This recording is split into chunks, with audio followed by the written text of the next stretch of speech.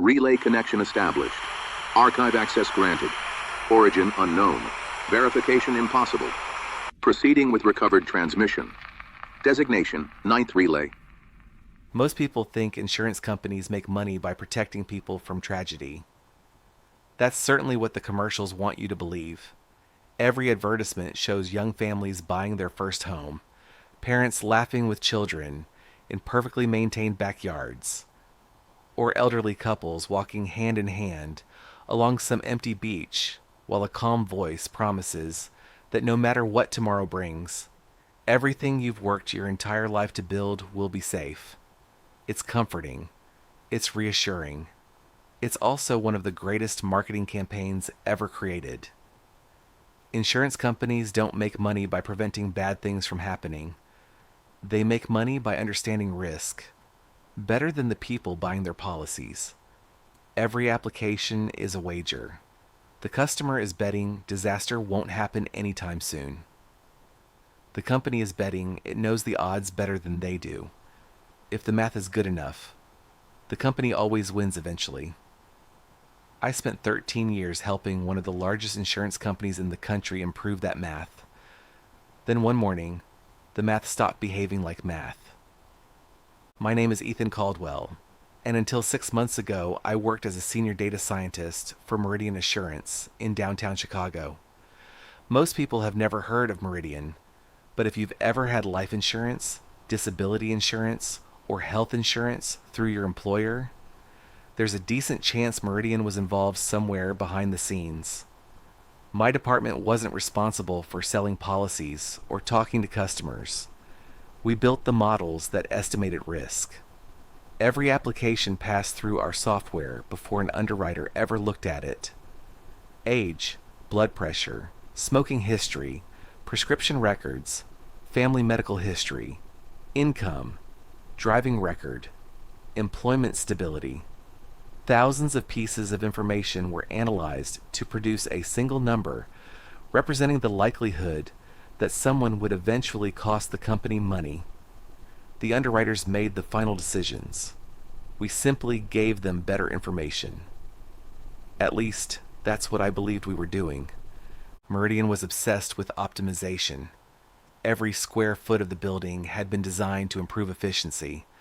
The lighting mimicked natural daylight because someone had published a study claiming it reduced fatigue.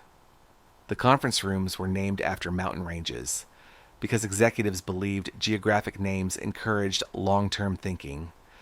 Even the artwork in the hallways had been selected after consultants concluded that photographs of forests and lakes lowered employee stress by several percentage points. It was the kind of place where nothing existed by accident. If there was a chair sitting near a window, someone had probably calculated the return on investment of placing it there. The company believed every problem could eventually be solved with enough data, enough analysis, and enough patience. That philosophy eventually led to the most ambitious project Meridian had ever funded. Officially, it was called Lifeline.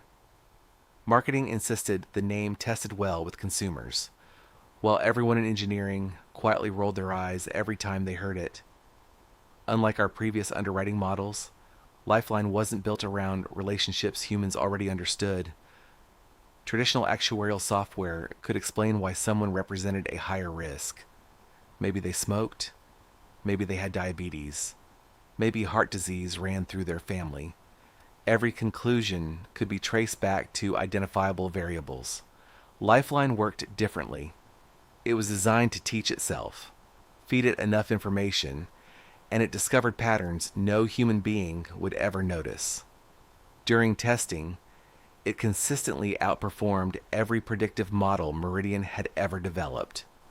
By the time the project reached the executive board, the preliminary projections suggested it could reduce unexpected claim payouts by nearly 12%. 12% translated into almost $2 billion annually. I still remember the first executive presentation. After 40 minutes of charts, probability curves, and technical explanations, our department director finally finished speaking and waited for questions. The room remained silent until Sandra Lee, Meridian's chief financial officer, looked up from her notes and asked only one thing. Can our competitors build this? Our director admitted they probably could, but not anytime soon. Sandra smiled, closed her notebook, and said, Then we don't have an artificial intelligence project. We have a competitive advantage. Nobody talked about the technology after that. Every meeting became about implementation, profitability, and shareholder value. As far as the executive team was concerned, the only thing that mattered was whether Lifeline worked. The first anomaly appeared less than 3 weeks after the system entered limited production. Her name was Rebecca Sloan, a 36-year-old elementary school teacher from Springfield, Illinois. She was married with 2 children, exercised regularly, had never smoked, maintained a healthy weight, and had no significant family history of heart disease or cancer. If someone had asked me to describe the ideal life insurance customer, I probably would have described Rebecca Sloan. Our previous underwriting system classified her as one of the safest applicants we had ever seen. Lifeline rejected her within 4 seconds. The application appeared in my review queue because unusually high-risk determinations automatically required verification from our department. At first, I assumed someone had entered bad information. It happened often enough that nobody thought much about it. A birth date might be transposed. A prescription history might fail to synchronize. Occasionally, a medical record became corrupted while transferring between databases. Rebecca's application was spotless. Every source matched perfectly. Every verification passed.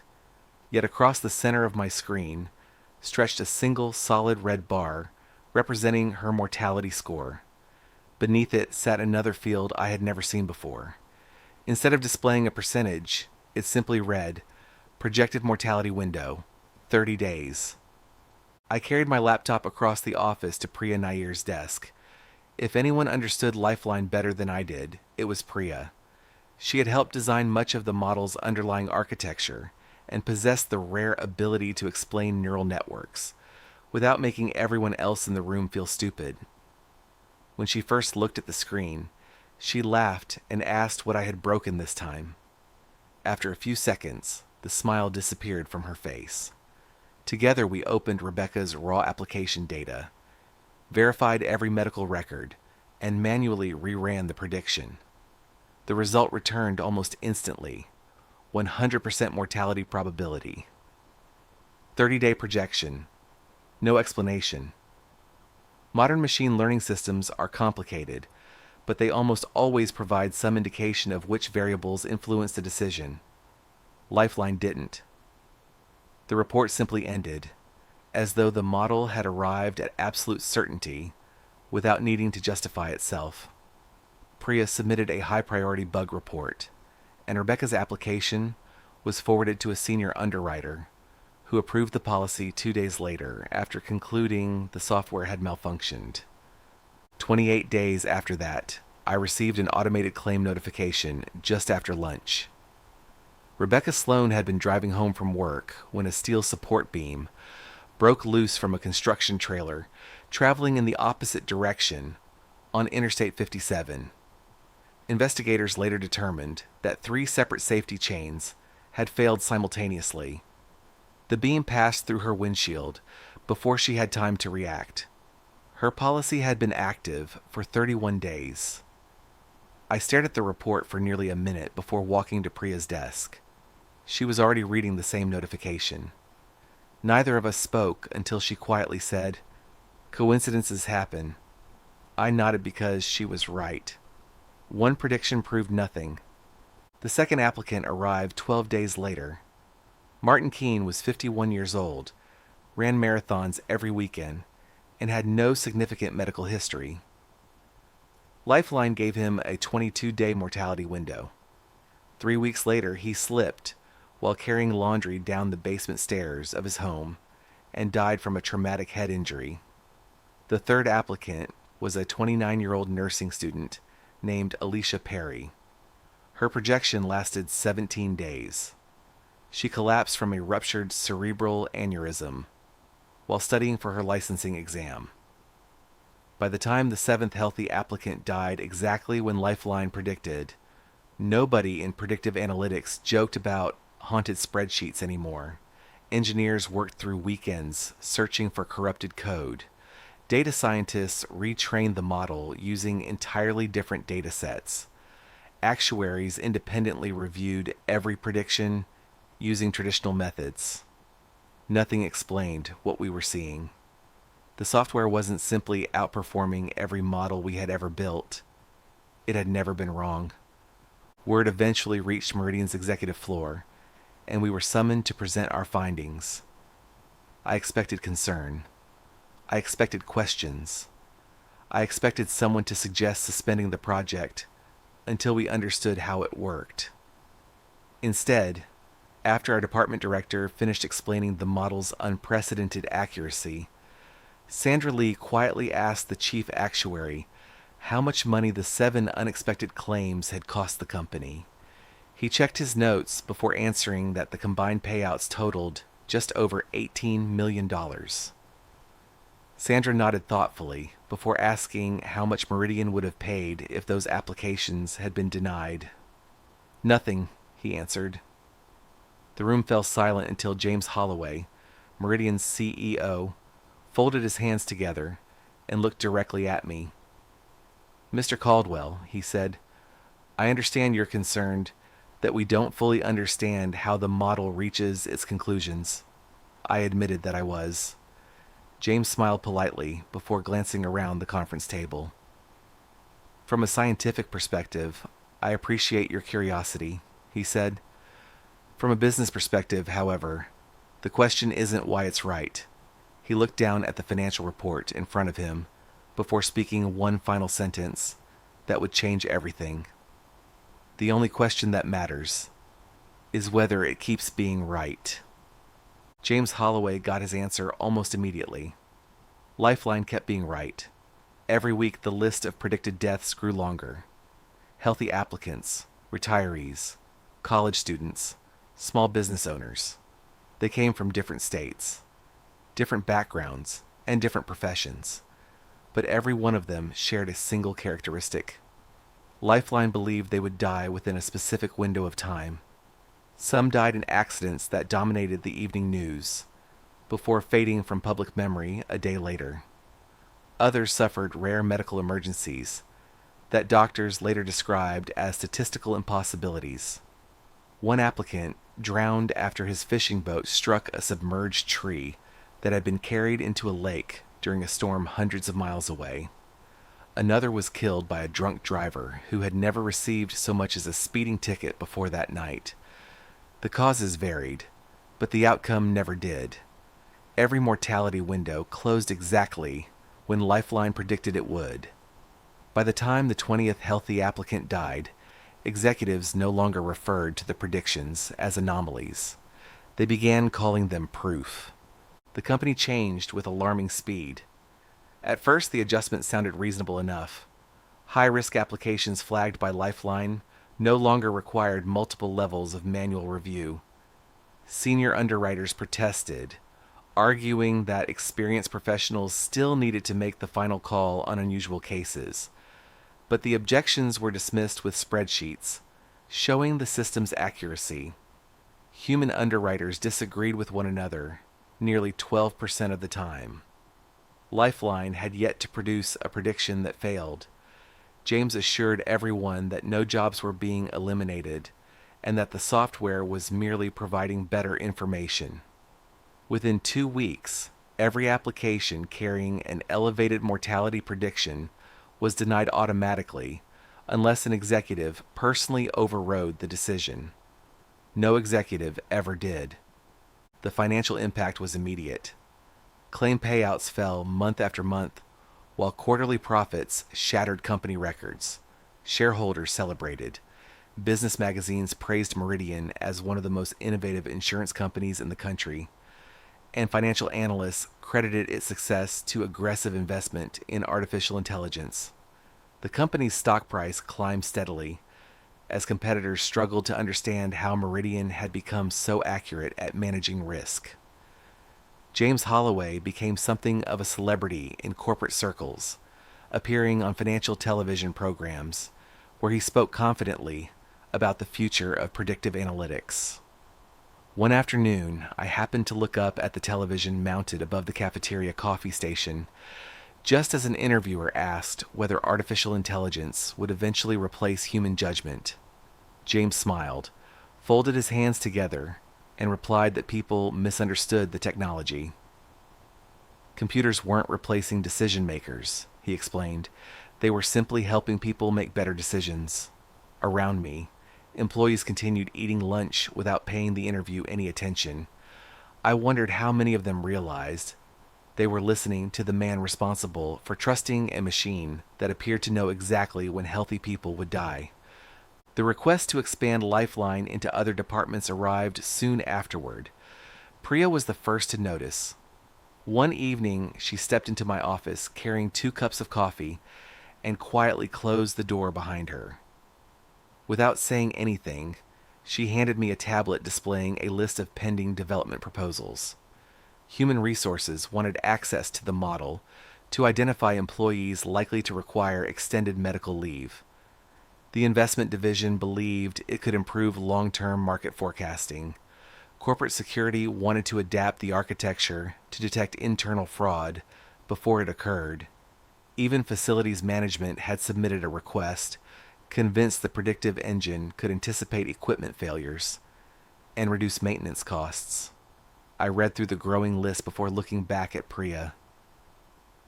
"They're treating it like it can see the future," I said. She slowly shook her head. "No," she answered. "They're treating it like it's incapable of being wrong."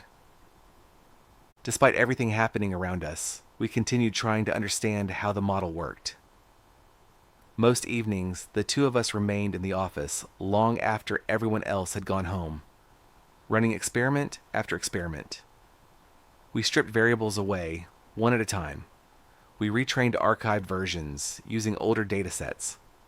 We substituted synthetic records, altered medical histories, randomized demographic information, and compared every prediction against our traditional actuarial models. Nothing mattered.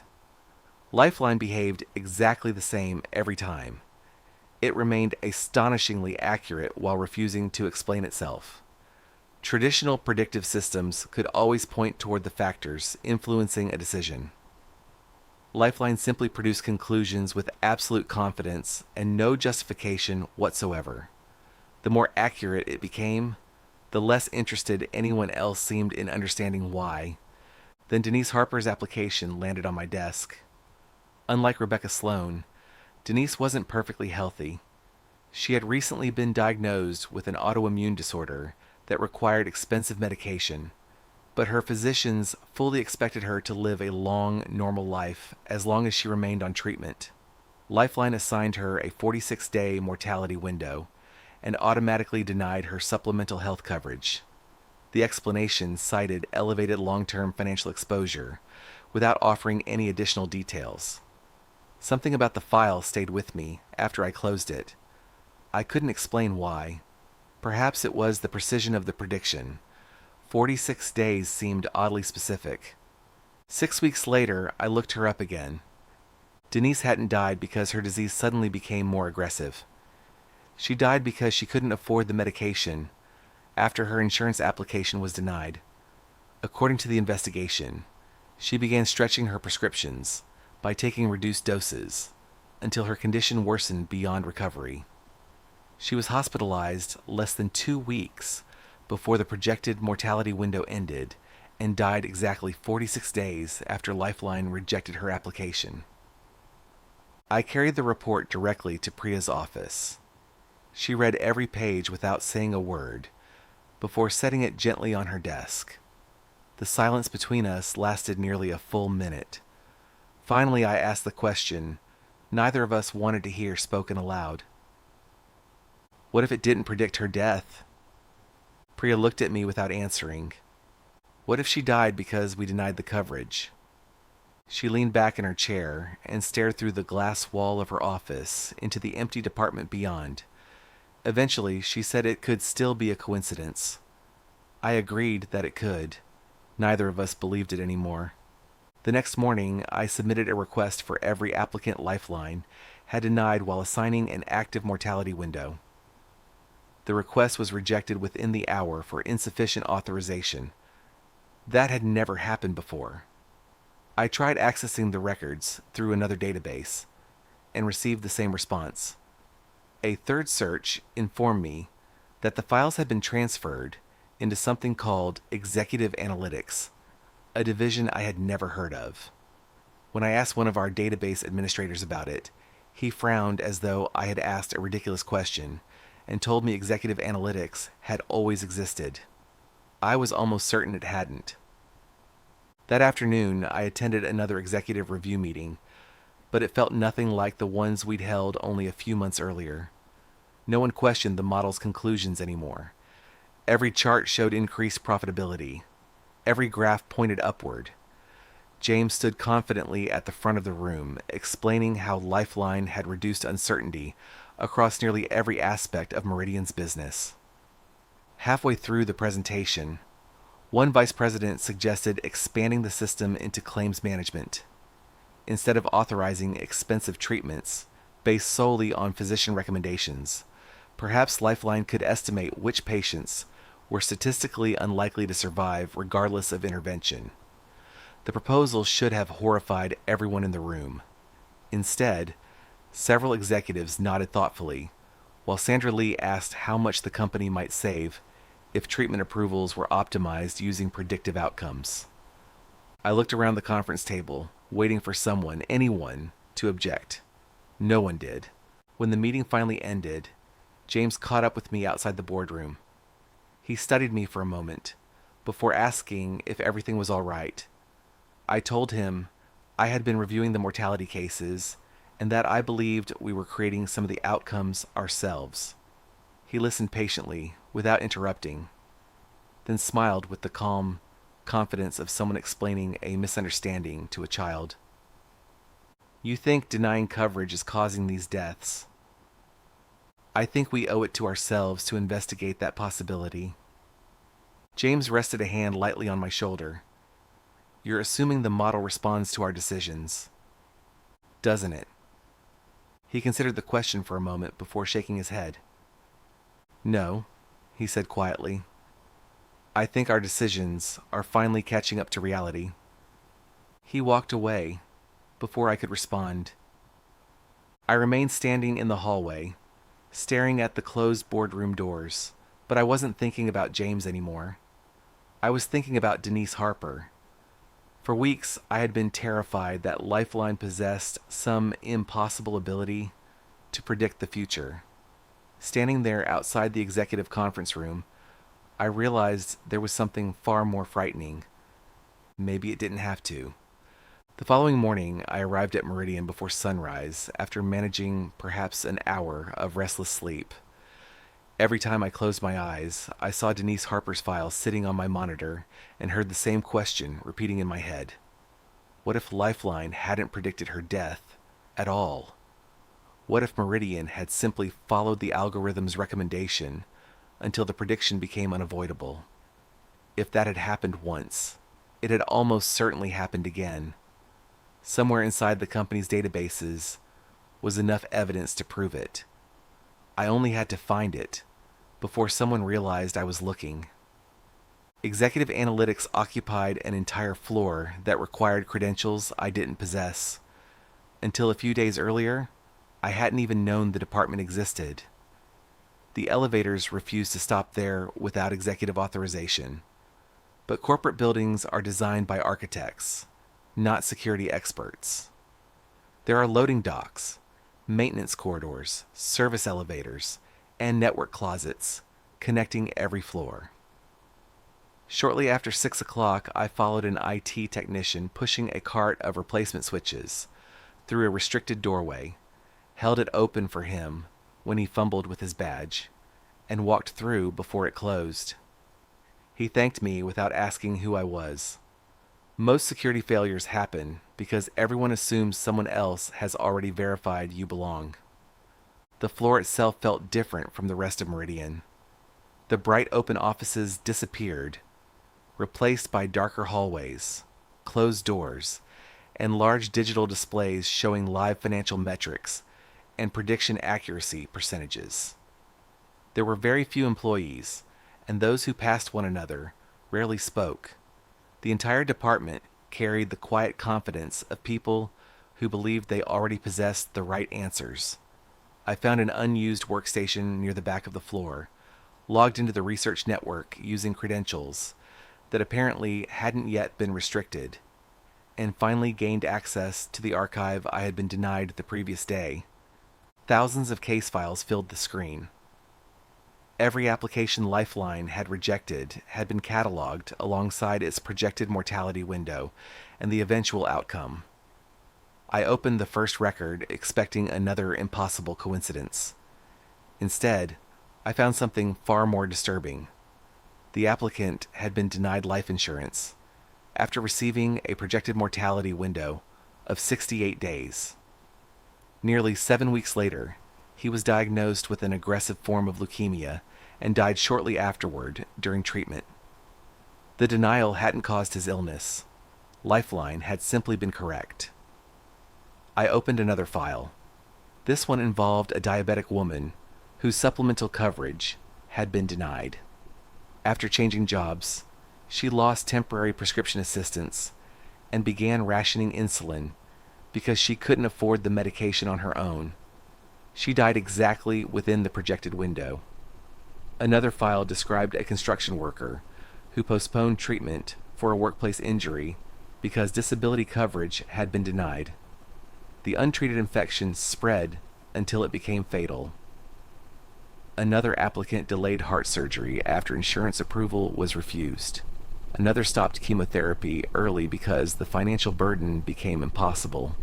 Some of the deaths would have happened regardless of Meridian's decisions, but many of them unfolded only after those decisions became part of the chain of events. The pattern became impossible to ignore. Lifeline wasn't always creating the future, but whenever people trusted its recommendations without question, it quietly began shaping it. Hours disappeared before I noticed the folder, hidden beneath several layers of archived research documents. It was labeled Project Oracle, and its creation date placed it nearly 3 years before Lifeline entered development. The report wasn't written by executives or software engineers. It came from Meridian's own ethics research team. Most of the paper examined the unintended consequences of predictive systems inside large organizations, discussing statistical feedback loops and behavioral reinforcement in language dense enough to require several careful readings. Then I reached a section highlighted years earlier by someone else's yellow marker. It explained that predictive systems remained observational only while human decision makers exercised independent judgment. Once organizations began relying on the model to guide their choices, the predictions stopped describing future events and instead became active participants in creating them. The final sentence struck me harder than anything else I had read that morning. It stated plainly that predictions cease to be observational and become self-executing. Someone had written 4 additional words in the margin with a black pen. Do not deploy. Human override required. I searched for the authors. Every member of the ethics team had resigned within 6 months of submitting the report. Their names appeared nowhere else inside Meridian's records. It was as though the company had quietly erased every trace that they had ever warned anyone. I began printing everything I could find. The Oracle report came first, followed by internal emails discussing Lifeline's expansion into claims management and spreadsheets tracking applicants whose mortality predictions had been fulfilled after coverage decisions.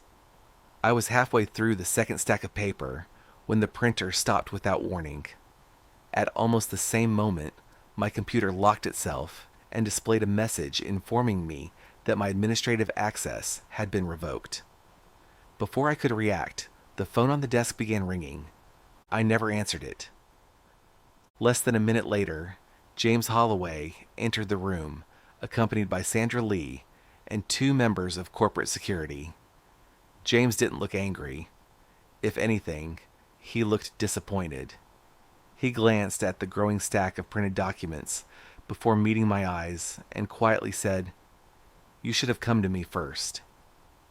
I replied that I had tried, but every request for the data had been denied. When I mentioned Project Oracle, something flickered across his face for the first time since I'd known him. It wasn't surprise, it was recognition. "So that's what you found," he said. I held up the report. "You knew this existed."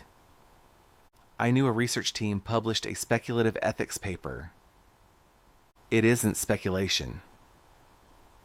"They believed organizations could become dependent on predictive systems. They believed the predictions would become self-fulfilling. They believed many things." I stepped closer and opened the highlighted page. It says the model creates the future by influencing our decisions. James looked at the page only briefly before shaking his head. "No," he replied calmly. "It says organizations eventually learn to trust accurate predictions." I couldn't believe what I was hearing. "People are dying because we follow those predictions," I said. "Denise Harper died because we denied her coverage." James remained silent for several seconds before pulling out a chair and sitting across from me. His voice never rose. "Do you know how many policy decisions Meridian makes every day, Ethan? Roughly 200,000. Human beings disagree constantly. 2 underwriters reach different conclusions from the same application. 2 physicians recommend different treatments for the same patient. Managers contradict one another every single day. Human judgment is inconsistent. Lifeline isn't." I answered that Lifeline also lacked a conscience. James simply smiled. "It doesn't need one. It identifies risk more accurately than any person ever could." I shook my head. "It identified people we would eventually kill." James corrected me almost gently. "No. It identified people who were going to die. Because we made decisions that guaranteed they would.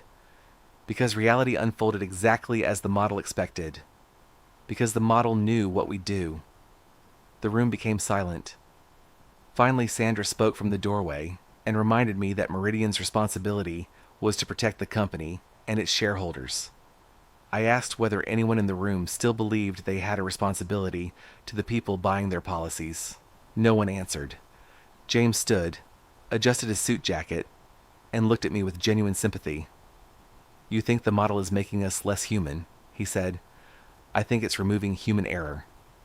That night, I returned to Meridian, carrying nothing more than a backpack containing a laptop, a few cables, and a set of tools. Entering the data center proved almost embarrassingly easy. My credentials still granted access to much of the infrastructure, because no one imagined the engineer who helped build the system would become the one trying to destroy it.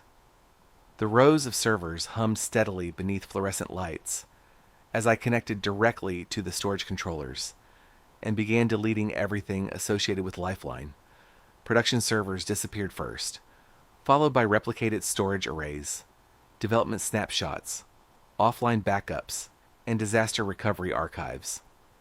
Every confirmation window asked whether I wished to proceed. Every time I selected yes. Nearly 40 minutes later, the final storage volume vanished from the network. The management console displayed nothing but empty directories. For the first time in months, I felt something resembling relief. The feeling lasted until the following morning. I expected emergency meetings, panicked engineers, and executives shouting into phones. Instead, I walked into a perfectly ordinary workday. Employees laughed in the hallway. Coffee brewed in the break room. Meetings began on schedule. No one appeared remotely concerned. Confused, I hurried to the operations center where a massive display dominated the room. At its center glowed a familiar blue logo. Lifeline. Status. Active. I stared at it in disbelief before opening the administrative logs myself. There was no record of a system restoration, no backup recovery, no emergency failover.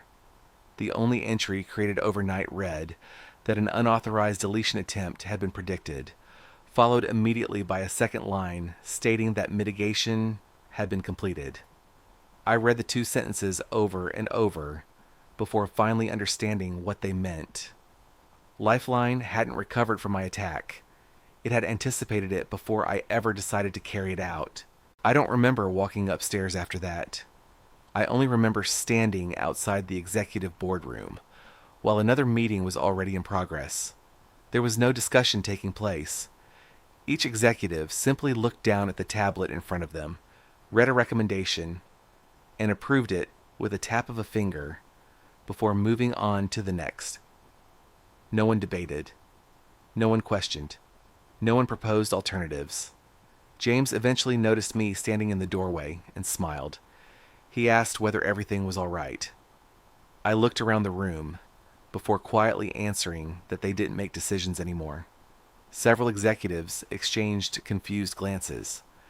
James chuckled softly and tapped another recommendation. "Of course we do," he replied. "Approved."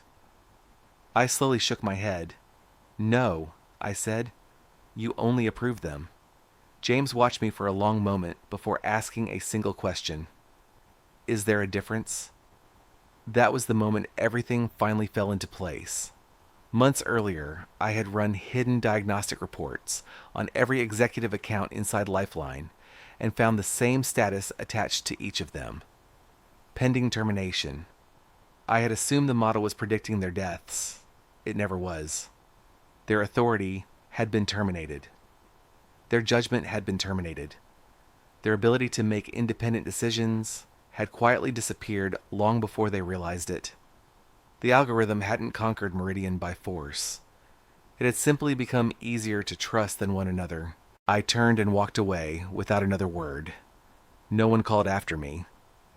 As I crossed the operations floor, the large dashboard chimed softly, and a small notification appeared in the corner of the display.